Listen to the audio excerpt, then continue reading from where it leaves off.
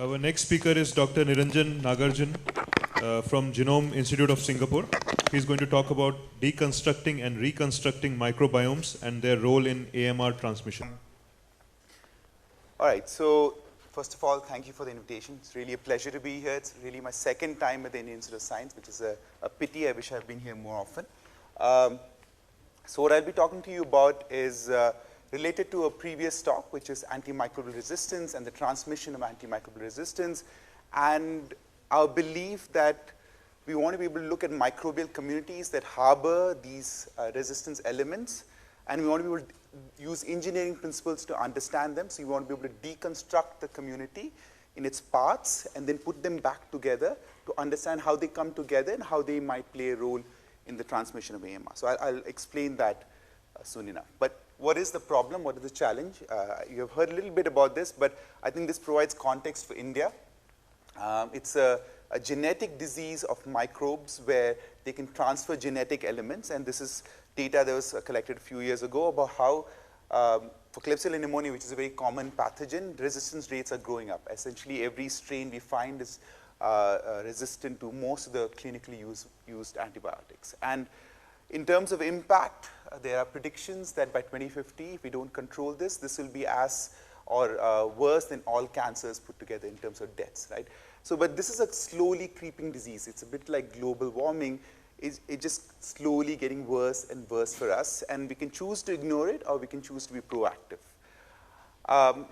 And so what my lab is interested in doing is in studying the pathways of transmission and how other microorganisms, the non-pathogenic, the majority of microorganisms that are non-pathogenic, play a role in constructing reservoirs and in transmission to humans.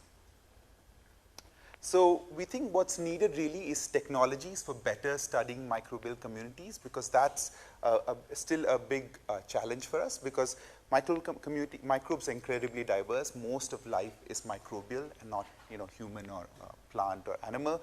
And we are really scratching the surface of what we know about them. They're estimated to be more than 1 million species of microbes on Earth. And for less than 100,000, we even have high quality genomes. And a few thousand we can culture in the lab and study in the lab. And a few hundred are common pathogens. So our view of microorganisms is really defined by the small handful which are pathogens, but in fact there's a vast diversity out there. It's unseen, so we sort of tend to ignore them, but you can potentially exploit them. And so what we want is new technologies to be able to make them seen, be able to study them and characterize them. And in fact, study them as not just as individual organisms, but as communities. So we want to be able to model their dynamics. We are interested in studying the role of the skin microbiome as being an important interface between the environment and our bodies, and also in very common skin diseases such as eczema.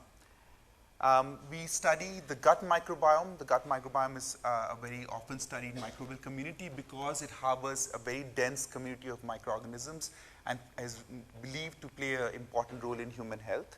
And of course, ironically and worryingly, antibiotic usage has a big impact on the gut microbiome. It's a big perturber of the microbial community in the gut, and also a potential source for creating reservoirs of resistance. And finally, the environment around us, the built environment in which we live, plays an important role in transmission of AMR. And so we have studied various environments, including the hospital environment. I'll tell you more about that today. Okay, so in terms of how we study microorganisms, as I said, a lot of how we deal with microorganisms has been defined by infectious diseases, right? So we use traditional clinical workflows to identify microorganisms. They are very specific to the pathogen that we are trying to study, and they involve various kind of assays, some of which are culture-based, some of which use mass spectrometry, and so on. And of course, with increasing availability of genome sequencing technologies, we can potentially imagine a unified workflow which relies on metagenomics as a unified readout for all microorganisms, viruses, bacteria, fungi, and so on. And classical metagenomics has been done using a few different approaches. One is 16S, which is a marker gene. It's a universal marker gene and can be used to understand taxonomic distributions and so on. And the other is what's called shotgun metagenomics. You take the soup of DNA you get from a sample, read all of that, and use that to understand the microbial community. But the problem of both of these approaches is they do not provide you a genome. And as you know, genome is the unit for studying any organism. It's a unique molecular fingerprint. For a bacteria, which is about 4 million bases long, it's a 4 million bases long identifier for that bacteria.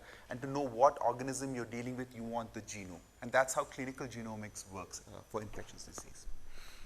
So a few years ago, we started thinking along the lines of how can we transform metagenomics from being a marker gene or a single gene based analysis or a bag of genes analysis to whole genome analysis.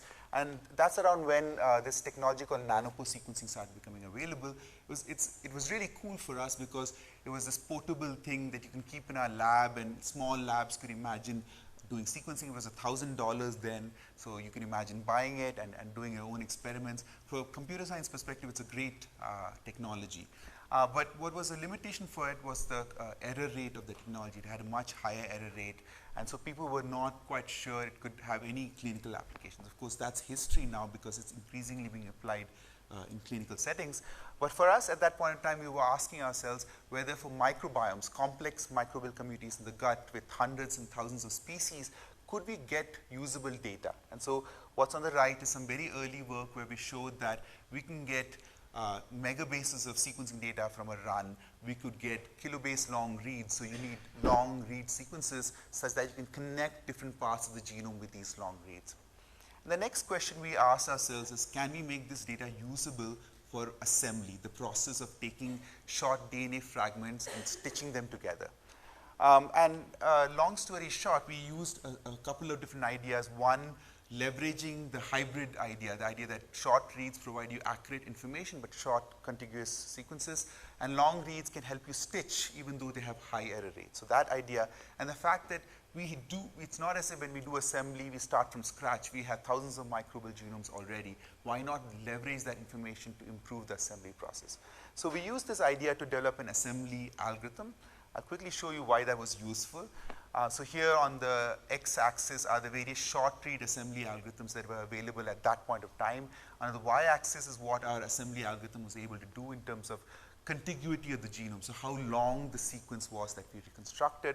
And typically in short read assemblers at that point of time, you could get contigs or sequences which were tens of kilobases. So that means a few genes were being put together in one sequence fragment. But what you want is the whole genome, and what you can see on the y-axis is that if you had sufficient coverage, so somewhere in the range of 10x to 30x coverage, you could get contigs which were hundreds of kilobases, if not megabase long. So that meant the genome was now in a few pieces, essentially very close to a whole genome. If you could recognize those few pieces came together in a genome, then you're done, you got the genome. And compared to existing long read assemblers at that point of time, we showed that we could have an advantage.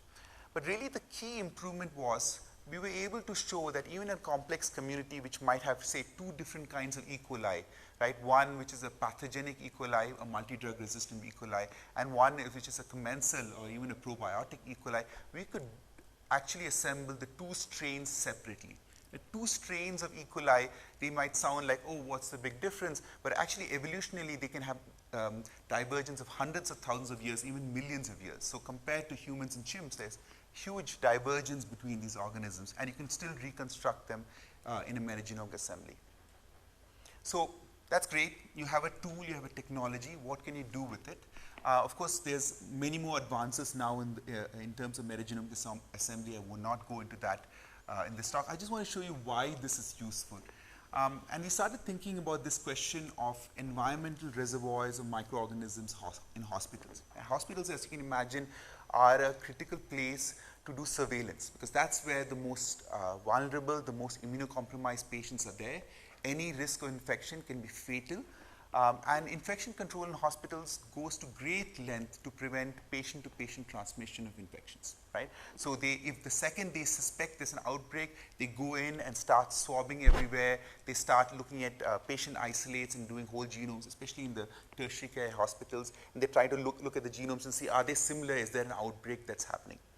What they completely ignore usually, at least from a genomics perspective, is to look at the environment. And they know the environment is important. It's almost like an ostrich mentality, because they know there's so many sites in the hospital environment. What are you going to swab? What are you going to study? Right? So we asked ourselves, can we use metagenomics to transform this? Right? So we were very ambitious. We call this a smart hospital project, with the idea that in the future, hospitals will actually make the environment visible. They will actually use data to inform infection control and cleaning practices. Well, they will go and swab sites that they believe have potential pathogens, and use metagenomics to get the genomic information, the whole genome sequences of the potential pathogens, and relate them across the hospital. Literally create a map saying the pathogen that's on that table is the same as the one which infected the patient, right? And you can do that with genomics. So, well, you could do that if you could get whole genomes, and that's what we were trying to do. In this study, we basically collected swabs from various sites we knew were important for infection control. We used a combination of Illumina sequencing and nanopore sequencing. We also used this idea called quasi-metagenomics. So the idea here is that not only do you take the sample and just directly sequence it, but you actually plate it and grow up bacteria, and then you plate sweep all the DNA you can collect from that plate and sequence all of it, and use assembly techniques to reconstruct the genome. So what you can be sure of from a lot of the data that I show you is that the microbes that and the genomes you acquire were from viable organisms. These are not dead bacteria in the hospital environment. Okay, so what do you get out of this? The critical piece is that from a few hundred sites and samples, we can get thousands of high quality genomes, near complete genomes with N50 in the mega base pair range, so it's more or less a complete genome. So now you have the starting point for clinical genomics, which is to be able to compare these genomes, do phylogenetics, do annotation of resistance genes, and so on. And we have a lot of data in there. I'm not going to try to present everything. I just want to present a few key vignettes here. The first thing is, when we start looking at these genomes, we can construct these phylogenetic trees here. This is for Staph aureus, which is a common pathogen, and we can see the diversity of Staph aureus which is there, and we can overlay the resistance information. So this is phenotypic resistance. We actually had plates which contained antibiotics, and then we did the same plate sweep technique. So we know that the strains we acquired from a plate were actually of strains which were resistant to a particular antibiotic. And so you can see that there are some strains which are quite resistant to all the 5 antibiotics we tested. And it turns out, if you look at these strains and you see how distributed they are to the hospital environment, it turns out we see a very interesting pattern. The more multi-drug resistant a strain is, the more widely disseminated in the hospital environment it is. So it can be found in different sites and in different rooms. So this is not a small hospital, it has many, many wards and rooms. And the same strain, S3, is seen all across the hospital. And not just that, we had 2 time points here a week apart. This strain was seen in both time points. And we actually had a 3rd time point a year and a half later, and the same strain was seen in the hospital environment a year and a half later. When I say the same strain was present, I mean it has genomic similarity at the level of Q50, which is 99.999%. So it's almost identical genomically. So this is quite surprising to us. But this is for one species, maybe something unique about Staph aureus. It turns out we had data for a few other species where we could play this game. So we construct the phylogenetic tree, we overlay the resistance information, and again we find the same pattern. The more multi-drug resistant you are, the more likely you are widely disseminated and persistent in the hospital environment. And this is, we can do p-values, we can do statistical tests. This is an enrichment of multi-drug resistant bacteria. So that's great, okay, that's, well, not great, but scary, but interesting. And it's happening in the hospital environment. So what? Does it affect patients? Does it cause infections? So we unfortunately did not have ethics approval to swabbing patients and collecting their isolates, but we had historical data. We had surveillance data for Staph aureus from the same hospital, but conducted 8 years ago. So this is data from long ago, right? And we just took that data and we thought, well, maybe we'll get a few hits. Let's see what happens. We did that and we found hits. And lo and behold, S3 was there in patients 8 years ago, and was there means they were almost identical strains 8 years ago, 10, 20 mutations in the whole genome. right? And the more, again, we can do a test for enrichment for multi-drug resistance, and the more multi-drug resistant you are, the more likely you're seen in patients as well. So there's something that's enriching not just in the environment but also in the patient colonizing strains, and you won't be surprised by this, we can find the same pattern across different bacteria. And in fact, some of these cases we have data from different hospitals, so we can find that the same multi-drug resistant strains are circulating in Singapore and in Kuwait or in Malaysia, right? So this is a very consistent pattern. We don't understand what's going on, and when I talk to clinicians, they say, well, yeah, it might be the fact that we're using very aggressive cleaning procedures in hospitals. Maybe we're actually enriching for the very pathogens we don't want in the hospital environment. But the jury's out. We don't really know what's happening here. A related story I want to tell you about is the gut microbiome, right? So the gut is a really crowded space. It has 10 to the 12 cells per milliliter, right? All of these bacteria that are living cheek by jowl, they can happily share resistance genes. So a lot of these resistance genes are sitting in plasmids. So these plasmids can jump between bacteria. Some of these genes can move through phages or transposable elements. There are many ways of transmitting resistance genes, and the more crowded the real estate is, the more likely it's selected for through various environmental perturbations like antibiotic usage, the more likely you have transmission.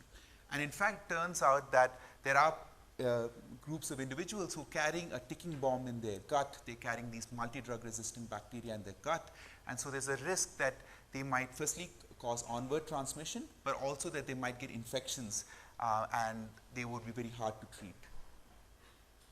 So a few years ago, I had a postdoc called Tarini, who's now at IEEE, IIT in Delhi, and he was looking at this data that we had generated in Singapore of people who are taking antibiotics. So these were actually elderly subjects who were in the hospital who had some infection with taking antibiotics, and we recruited them to be able to study the gut microbiome and how it was perturbed during antibiotic usage. When we looked at this cohort, it was a very messy cohort. As you can imagine, many clinical studies are very messy. The data is not exactly what you want. You don't have equal time points, and some people drop out and so on and so forth. It was very messy data, and it's Tarini's credit. He looked at this messy data and said, let's look at this angle. Let's look at the question of recovery of the gut microbiome. So recovery is this concept saying you had an initial microbial community, it got perturbed by antibiotics. How does the community recover? What is the final state? Is it look like a healthy state or unhealthy state? And let's say a simple measure of health is the number of species you observe, the diversity of the community. So there are some individuals who do just fine. Within a few weeks, the microbial community recovers. And there are some individuals whose microbial community does not recover. And it's not just a few weeks, it can be months, it can be years, where the community just remains dysbiotic. It is a few species dominate the microbiome. Those species are not the typical gut bacterial species. But they can show symptoms, or they may have no symptoms. They're just fine, but they have just weird looking microbiomes. So why? Why is it that some individuals recover and some individuals don't? It's a recovery process. It's like a forest. You know, you burn down the forest and it grows back out, but why does it grow back out? How does it repopulate? So Tarini had the wisdom to say, well, it's not just a Singapore data set that we want to look at. Let's take all the public data sets out there and put them together, and let's analyze them together. Yes, each of these data sets will have their differences, but let's try to learn some shared patterns. And when we did that, we found surprisingly that there's a set of 20 species that we find again and again and again, which seem to associate with recovery. So when you stratify individuals as recoverers and non-recoverers, these species tend to be more in the recoverers than in the non-recoverers. So there is some consistent pattern. And if you look at the species, some of them are these species called Bacteroides, which are often associated with health in the gut microbiome, Bifidobacteria, which are common probiotic, Parabacteroides, which is similar to Bacteroides in some of their functions, Alice type species, and so on. So there's some functional consistency here, and we wanted to study that further. Suffice to say, there's a lot of bioinformatics analysis. I'm not going to go into all of that. I just want to show you evidence that there is actually a functional role. It's not just an association. So we took a mouse model. We took mice, gave them antibiotics for 5 days. Then we gavaged the two different species that we thought were interesting. So Bacteroides theta iota micron, it's a very common keystone species in the gut microbiome, or believed to be keystone. And Bifidobacterium adolescentis is a very common, I think Bifilac and all these tablets have Bifidobacterium adolescentis in there. And we also tried a combination to see if synergy can be detected. And then we had a PBS control, a vehicle control, and then we monitored the microbiome for a few days to see how the microbiome recovers. And so what we find is very striking in the sense that if you look at the bacterial biomass, how big the community is, how much it recovers, then within 3 days after antibiotics, the Bacteroides theta iota micron gavaged mice have a 100-fold higher recovery of biomass. So the microbial community clearly shows it has just repopulated rapidly, right? Bifidobacterium adolescentis on its own does nothing. It's as good as PBS, perhaps slightly better, but not much better. And theta iota micron plus adolescentis does what theta iota micron does, seems to be. If you look at the diversity of the community, how many different species and what abundances they are in the community, then there's an advantage, but specifically for the combination of theta iota micron and adolescentis. So it's some synergistic interactions between these two bacteria that seems to promote a better microbial community. So we think what's happening here is very complex, actually cross-feeding interactions, that these 20 species we find, some of them are key, some of them are just a sign that the microbial community is recovering, so they're just associations, they're not functionally important.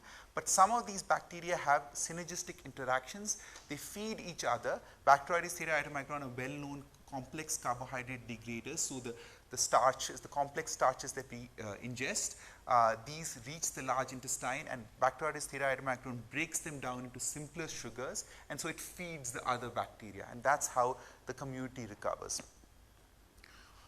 So then we ask ourselves, okay, great, if the community recovers, how does that play a role in colonization or decolonization of pathogens? So in this case, a very important bacteria is carbapenem resistant Enterobacterales. These are part of the WHO list of of pathogens of critical concern because these are resistant to almost all the antibiotics that we have in our arsenal. And interestingly enough, as I mentioned, a subset of individuals, in some countries up to 10 to 15% of the population, can have colonization by these bacteria asymptomatically. Of course, on healthy individuals this is not a problem, but in people who are more elderly and more risk for infections, this can be a major problem.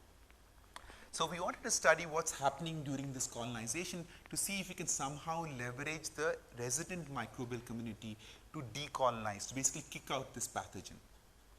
And so we designed a study, and basically we were looking at all levels, from microbial ecology to strain dynamics to gene level evolution. And I again won't go into all the details. I just want to give you a few highlights to tell you what we see there. So firstly, if you take the microbial communities, project them as a dot in this two-dimensional plot, you find a diversity of communities, but the communities which are CP colonized, so the individual is colonized with this bacteria, they look very unusual. They look like the fourth and the third community. So even though these people are asymptomatically colonized, they have an unusual looking gut microbiome. It's a clear shift on the first principal component of variation, right? So we can establish that. And even though it's a clear shift, there are very key species. There's only about a list of about 10 species which are differentially abundant in these colonized individuals compared to the people who are not colonized or their healthy family members. And these species, you can just look at these and say, well, that's an interesting list of species, but you can actually look at their functions one by one. It turns out many of them actually have well-known immunomodulatory roles. So they seem to keep the peace in the gut microbiome in terms of the crosstalk with the immune system. So they tell the immune system, well, these are all commensals. You don't need to kind of respond to them. You don't have to mount an attack on them. It also turns out that during the colonized state, the microbiome composition is in a fashion that there is more aerobic respiration, there's more sulfate reduction, there are more of these processes which actually trigger inflammation in the gut. Right? So the metagenomic data tells us the microbiome is unusual and it's actually perhaps eliciting an immune response. It turns out this is a data when we published, when we later on went in and got a small sub-cohort and said, let's look at the inflammation markers in the gut, do they actually reflect this inflammation that we saw from metagenomics? It turns out it is the case that lactoferrin and calprotectin, which are common markers of gut inflammation, these are quite elevated in the individuals who are CRE colonized. So even though you are colonized with E. coli and Klebsiella, which otherwise leave you asymptomatic, your gut can sense it. You actually have inflammation, a low-grade inflammation in the gut. And this low-grade inflammatory state also leads to a very unstable state. So the community composition, you can't see the y-axis, but it goes all the way to 100%. So you have a gut microbiome which has 90% Klebsiella pneumoniae, 100% E. coli, which is very, very unusual. A typical gut microbiome has something like 1% E. coli, and very few of you probably have Klebsiella pneumoniae in the gut. But these individuals have high abundance of these Enterobacteriaceae, and they go up and down quite rapidly. So each stacked pie chart here is a different time point over 12 time points in a year. And between 2 time points, you can see in one case, it switches from a Klebsiella pneumoniae dominant gut microbiome to an E. coli dominant gut microbiome in the next time point. So it seems like the gut microbiome doesn't care whether it has E. coli or Klebsiella, it just wants one of them, right? And we can show statistically that this is an unstable community, it's an unstable equilibrium. So potentially we can drive it such that we can decolonize these potentially pathogenic species. And the last piece is that whether you actually have transmission of the resistance gene. In this case, the resistance gene is carried in a plasmid, as I had talked about earlier. And you can look at all, because we have whole genome sequences, we can do plasmid analysis. It turns out there is a 140 kilobase pair of plasmid sequences in 2 plasmids. They are identical, no SNPs between the 2 genomes, between the E. coli and the Klebsiella. And we can estimate that divergence time is less than 6 months. So it's possible there was a transmission in the gut. So the 2 bacteria exchanged the plasmid in the gut. And we can show some in vitro experiments suggesting that these can be exchanged in vitro. So this could be happening. The longer you carry these bacteria, they might be sharing these plasmids with other Enterobacteriales. So Enterobacter cloacae is one example. There's many other bacteria which are potential pathogens of concern.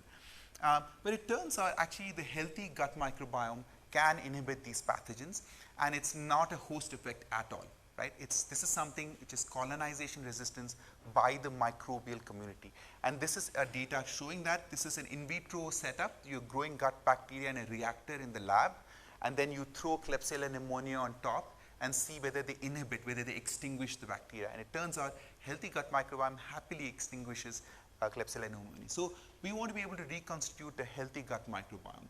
The question is, how do we do that? We don't understand the system. We want to understand the system, and we have been developing algorithms to do that. I won't have time to go into details. It's a bit like some of the Boolean network work that was presented previously.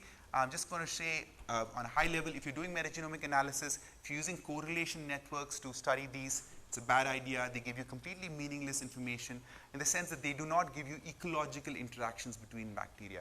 So our tools give you ecologically meaningful interactions. It can tell you which microbiomes are at equilibrium, which are not, say the ones which are under antibiotic perturbation. It can tell you what are ecologically meaningful clusters. They're not the simple clustering algorithms. These are ecological models that tell you this model is one kind of equilibrium, that model is another kind of equilibrium. You can't just visualize and cluster and find these equilibriums.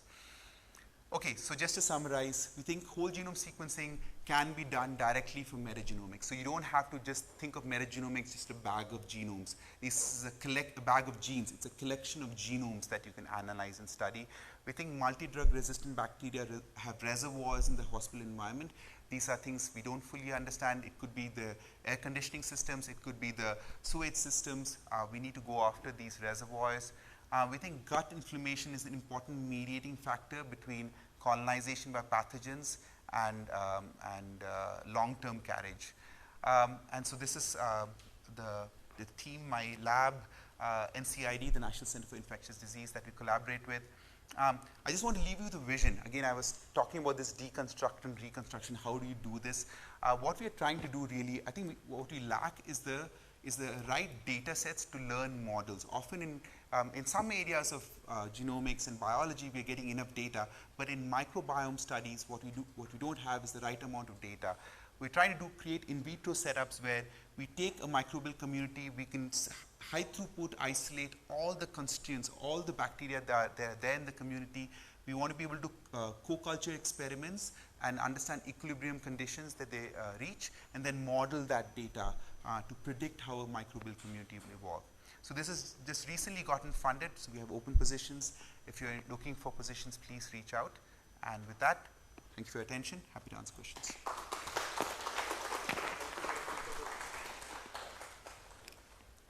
Thank you, Niranjan, for the illuminating talk. Any questions? One question here. In that hospital setting, you had painstakingly sampled multiple locations, right? Like the rails and all of those.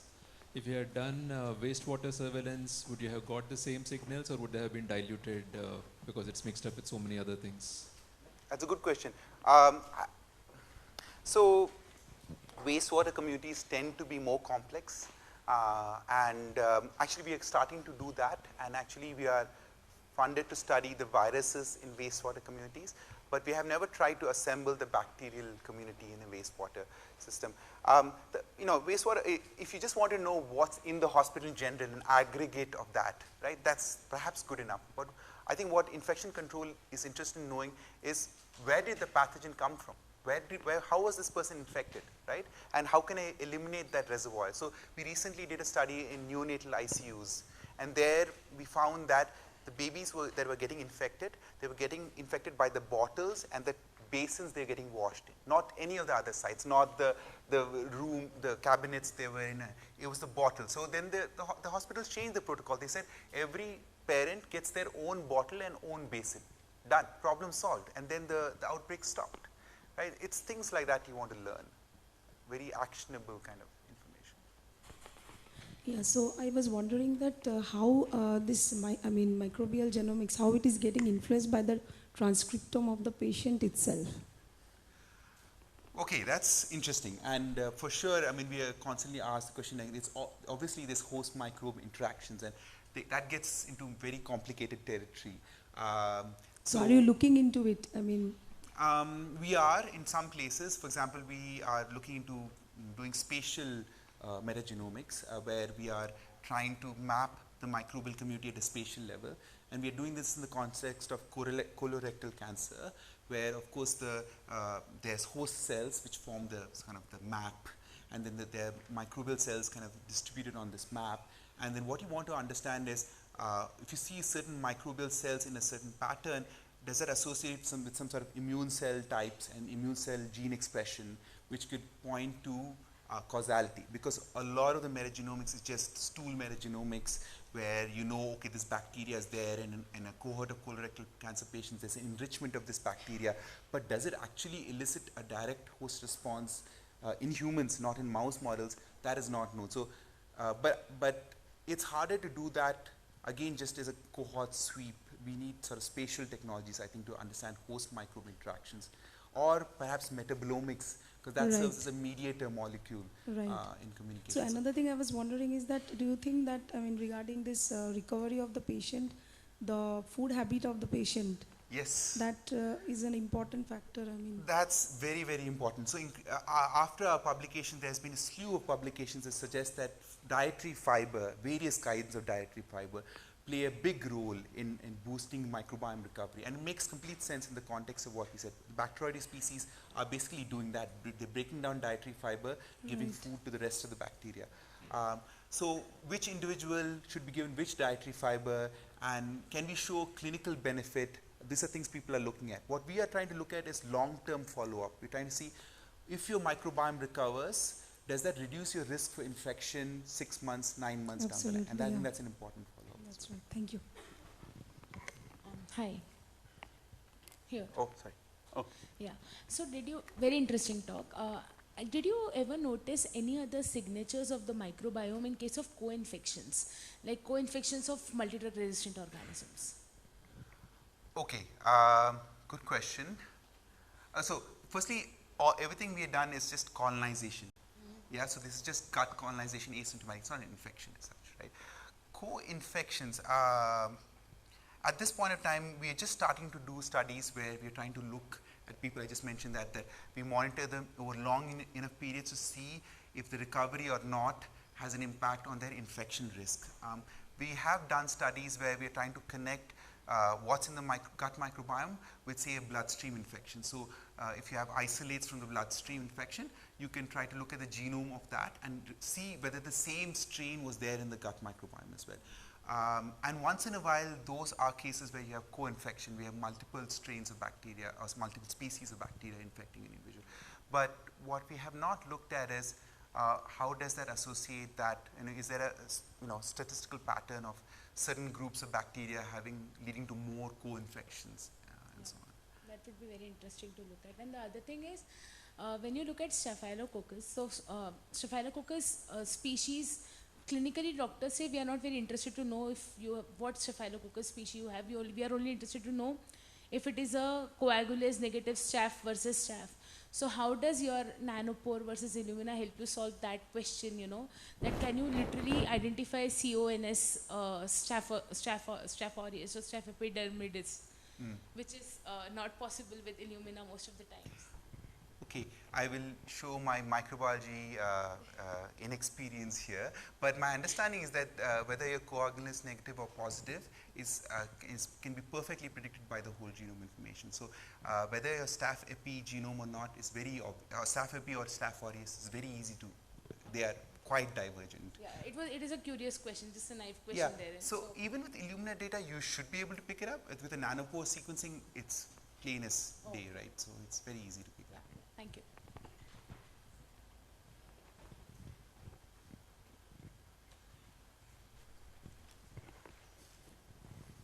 Hi, thank you so much for the very interesting talk. So I was particularly fascinated by the stuff you were talking about in terms of the gut microbiome and how it's able to sort of handle pathogens in case of a healthy gut microbiome. So I was just wondering, is there any metabolic characterization of, like metabolic, just sort of a characterization of whether this happens, like what sort of metabolic pathways are involved? I was just curious to know. Yeah, there are many actually. So one is the production of short chain fatty acids, which is a common fermentation byproduct. And that reduces the pH, and that often inhibits the growth of some of these pathogens. That's one. And then the other is bile acids, conversion of primary bile acids to secondary bile acids, which is a microbial transformation. And that can inhibit the concentrations of the right kinds of bile acids, can be quite toxic. Increasingly, actually, now they're finding that it's beyond just the two amino acids which were believed to be conjugating with bile acids. Essentially, every amino acid can conjugate with a bile acid, and those products can be extremely toxic to some bacteria. So bacteria might be competing with each other based on these conjugated bile acids. There might be other mechanisms that are through the host, but these are the metabolic ones that I know. I'm sure there are more in that space. So yeah, there's growing understanding. Thank you so much.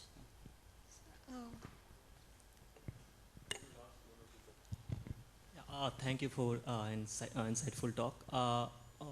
I am curious enough to know that in hospital settings, you shown the data that many pathogens are staying there for a longer period of time. So have you looked for the resistant mechanism for that drug class resistant? Because in hospitals they uses heavy metals like chlorine and all. Right. And if the resistant mechanism for chlorine and that antibiotic is same, like efflux pump, so that can be a major factor for staying a bacteria for that long. Yeah, so we do believe something like that could be playing a role. We didn't go down, I mean, again, we don't know enough about mechanisms of resistance to kind of go down that route. What we did find is that there were some cases where we found plasmids which contained these resistance genes and known biocide resistance genes. So we think some of these plasmids are getting co-selected through biocide resistance. Yeah, I think there's, I mean, and the next thing we want to do is intervention studies, where we want to do various kind of environmental interventions and see which one increases or reduces the burden. Some of these things are a bit more harder to fund, because infection control, unfortunately, despite all the things I said, is a very low cost thing. People just do carpet bombing in the hospital environment. They throw chlorine, they throw UV, whatever they can throw, and hope that it's it's good, it's all in good. Only when an outbreak happens, they're like, oh shit, there's an outbreak happen and we are going to do something about it. They run around like crazy, the headless chicken. And then hopefully after a few months, the outbreak goes away and then you're like, okay, fine, life's back to normal. But once in a while, in Singapore recently, there was a situation where outbreak happened in neonatal ICU. It went on for months. And at the end of it, they decided we have to shut down this neonatal ICU. We have no idea where this infection is coming from. We shut this down, we start a new neonatal ICU. So when things like that happen, people start thinking, well, okay, we need to do something about this. Right? Thank you. Excuse me. Yeah. It's very nice talk, quite informative, but they do a complement when you do an antibiotic therapy for a patients.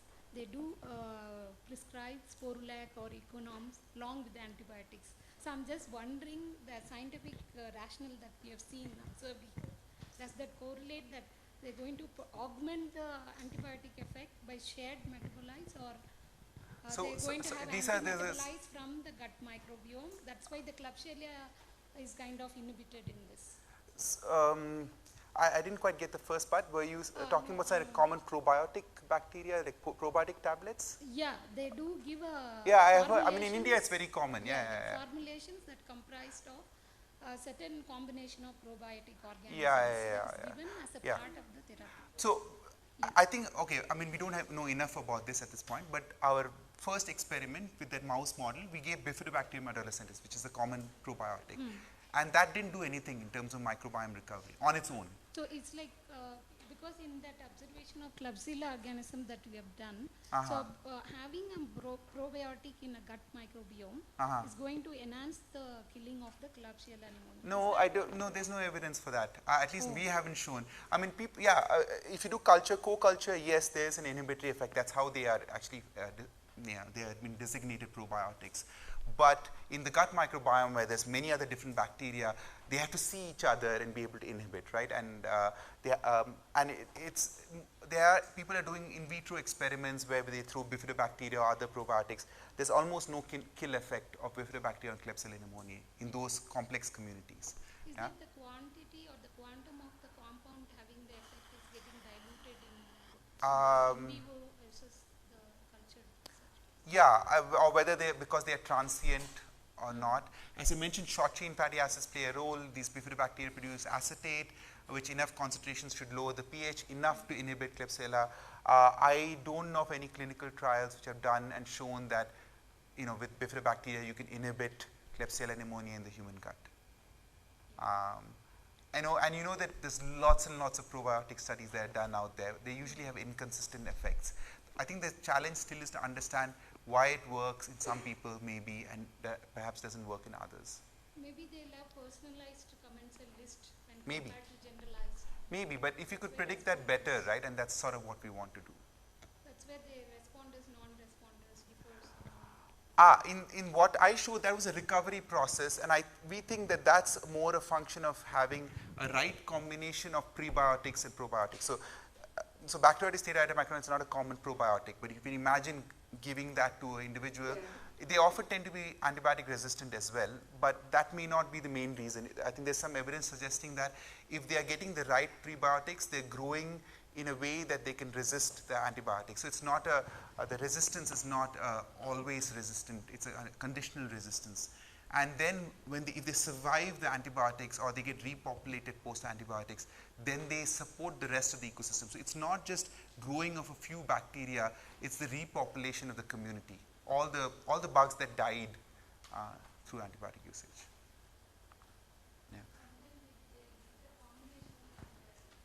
Yeah. And remember, some of these individuals are not just having one dose of antibiotics. There's some individuals who are on antibiotics for weeks, months, and they have repeated doses and they're cycling through many antibiotics. So these are the people who really need help in recovering. Hello, sir. Sir, if you say MDR resistant bacteria means it is only one bacteria or it is a group of bacteria? No, of course there's many. The one I was talking about are carbapenem resistant Enterobacterialis. So then can one species or different species they becomes symptomatic MDR in hospital and asymptomatic in outside the hospital? can it become? No, okay. So just to be clear, what I was describing was just gut colonization. Yeah. So they have, among the millions of billions of other bacteria they have these bacteria. There's no overt infection or signs of infection. Okay. If that bacteria then translocates to the bloodstream or the liver, that would typically trigger an infection and a host response, right? But in the states we are studying them, they don't have an infection, right? Hello, sir. So, I think maybe let's take it offline if Okay. possible. Thank you, Niranjan. I'll be really scared to go to hospitals now. No. You still go to the hospital if you need. All the speakers, that concludes the section, the session.